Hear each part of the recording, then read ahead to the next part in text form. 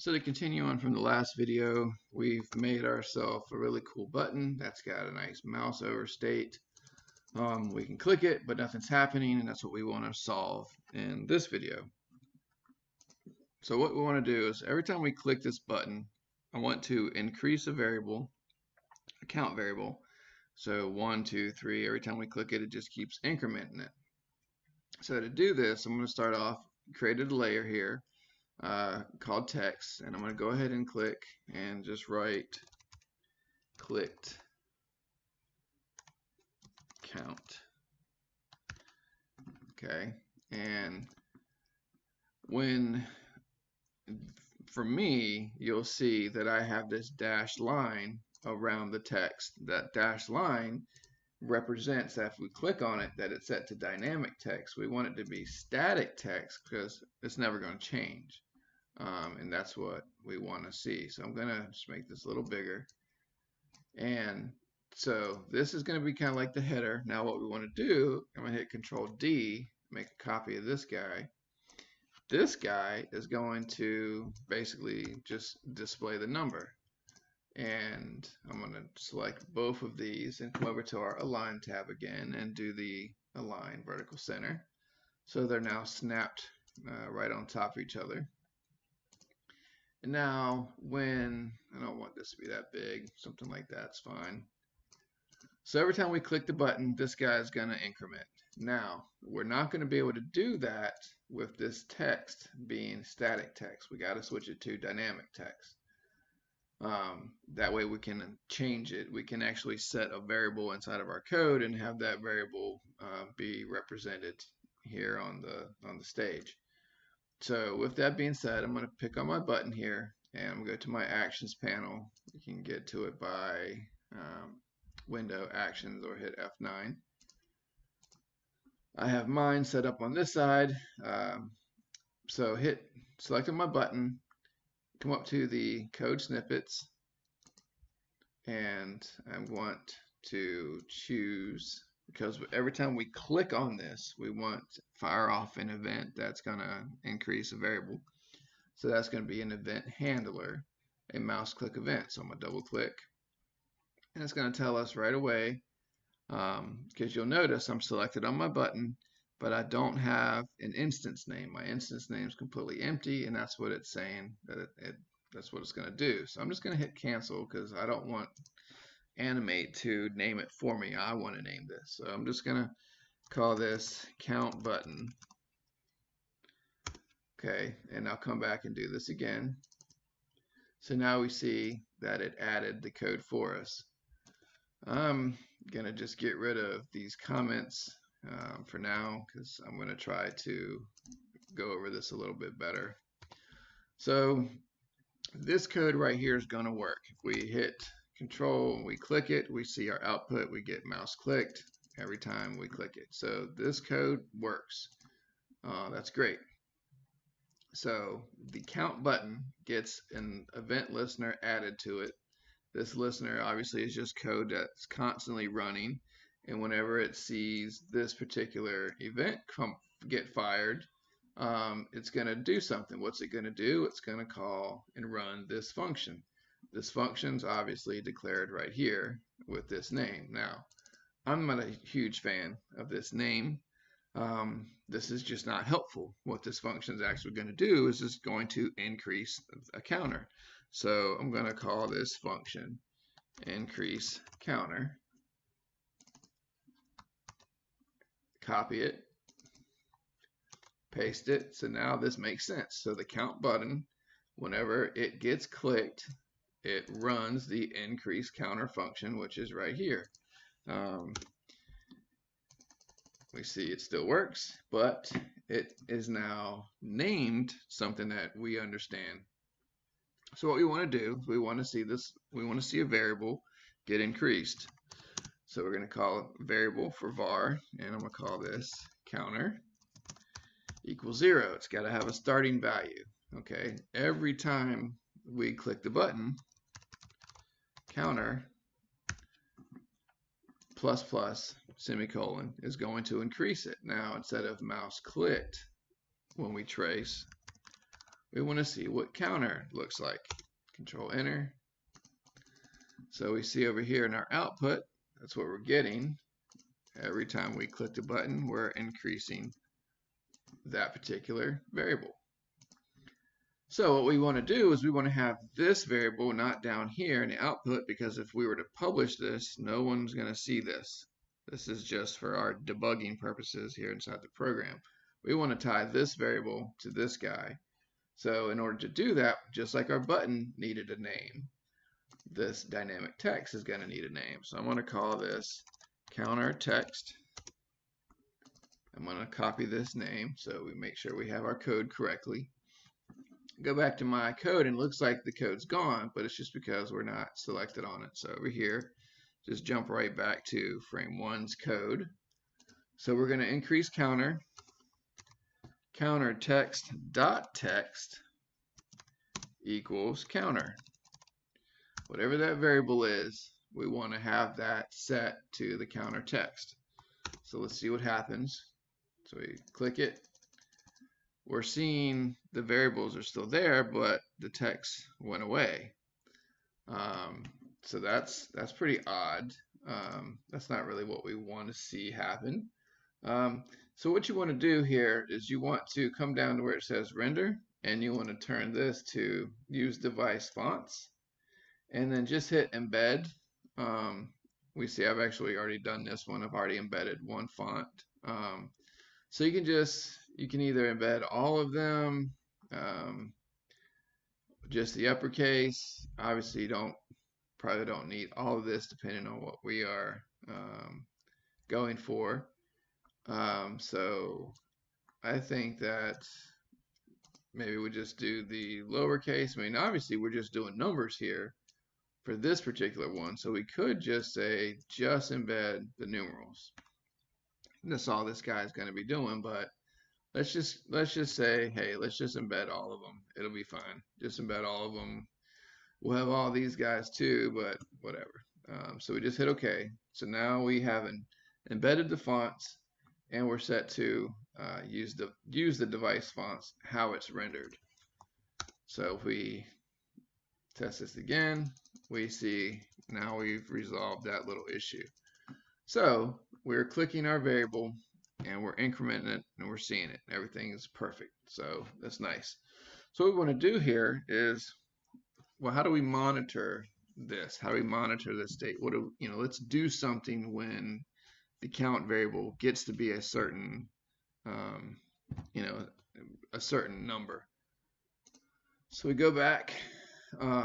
So let's just say I don't need this trace anymore because we can now see it on screen.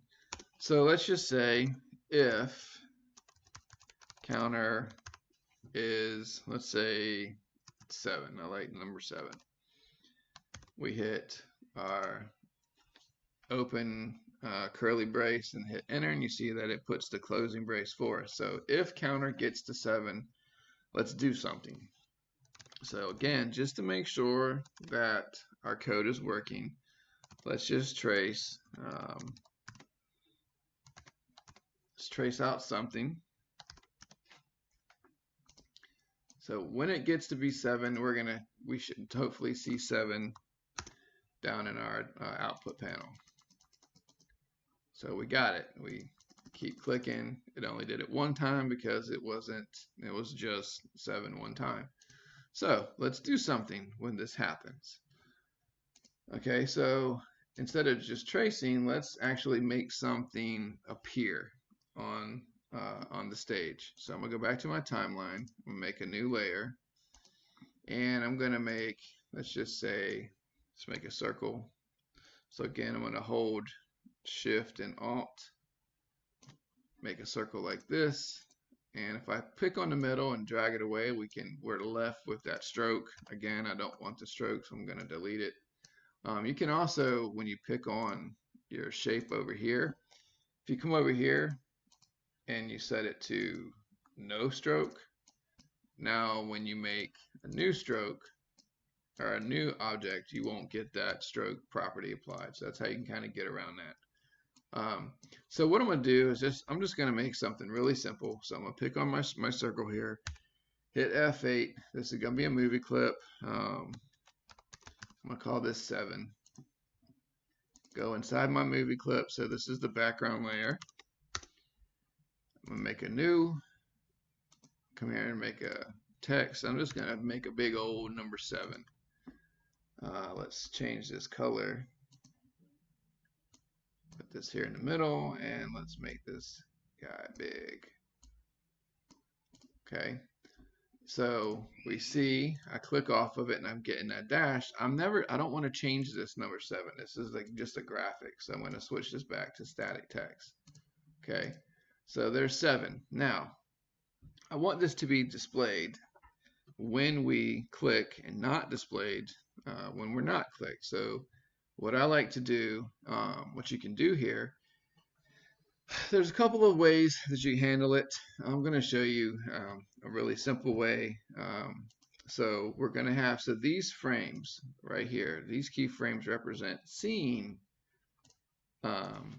this particular object, this graphic. So if I drag and move this over, we see at frame 0, it's not there. At frame 1, it's there. So that's what we're going to do. We're going to have this guy, make a new actions. Okay, so here at frame 0, hit F6, click on this guy, go to our actions, and all we're going to do is we're going to say stop. Stop when we hit this particular frame. So we go back to our scene and we see there's our object. There's our movie clip, the instance of 7. Let's go ahead and give this a name. 7. Let's just leave it at 7. All right, so there's our clip name. Okay, we can see it's there, but if we double click on it, what we want to have happen is we wanted this guy to pop in. So we go back. So we have the name 7. We go to our actions. Now we have another set of code to look at, but we know we want to go back to this one. So instead of tracing, we want to have 7 dot go to and play frame 2. And if your go to and play doesn't turn blue, maybe you have it as capital T. If it's not blue, then you didn't spell it correctly. So if we get to counter 7, if counter gets to be 7, then we want our 7 movie clip to go to and play its frame 2. So let's see what happens. So we don't see it. Start counting up. We get to 7. Nothing happened. So what do you think could be happening? What could be going wrong here? So we know this guy has the instance name. If we go in and we look, there's frame 1, there's frame 2. Let's put a stop on this frame. And let's see if that makes a difference. So what was happening on our movie clip, we were telling it to go to and play frame 2, which it did, but because there wasn't a stop, just like with our spinning color, when it gets to the end, it's going to go right back to the first frame. It's going to loop. So what was happening was it hit this frame and immediately jumped back to 0. It did it so fast we didn't even see it. So by having that stop frame, it's now going to hold in that place. So what we want to have happen, you see now 7 is constantly off screen. We want to have this when it gets past 7, that it goes back to being invisible. We're no longer showing, our special number. So if we go back to our code, back to frame 1's code. So if counter is 7, go to and play, or we could say go to and stop. If we say go to and stop frame 2, and then we go back in here and we get rid of that code. I guess I could have just jumped right here and hit enter. 1, 2, 3, 4. So it does the same thing. It's not going to play. So that's the benefit of having a go to and play versus a go to and stop. So we are we're going to and we're stopping on its frame 2, which is the one that's displaying. So I'm going to say else. What do you think this will be? We want to go back to and play its frame 1. Now, in this case, we need to stop at least on frame 1 because otherwise it's just going to play both frames 1 and 2 on its own. But in the situation here, what we're doing with code, this is going to work the way that we want. So get to 7, get to 8, and it turns off, and we're never gonna see it again. So that's how we can handle that. We'll go to and stop for a particular, we want something to happen when a variable that we're changing gets to be something. Maybe as you're making your stories, if the user clicks this button, every time they click it, they collect a star. And when they collect 3 stars, you display this, magical window or whatever. This is how you would do that. So we've got this guy. We got a cool button. We've got our code set. We're monitoring states of the variable. We are seeing, a display of what that variable is. So these guys are becoming very useful. This is a very useful little button here. We're doing all kinds of cool things. We know how to tell other movie clips what to do inside of particular conditions.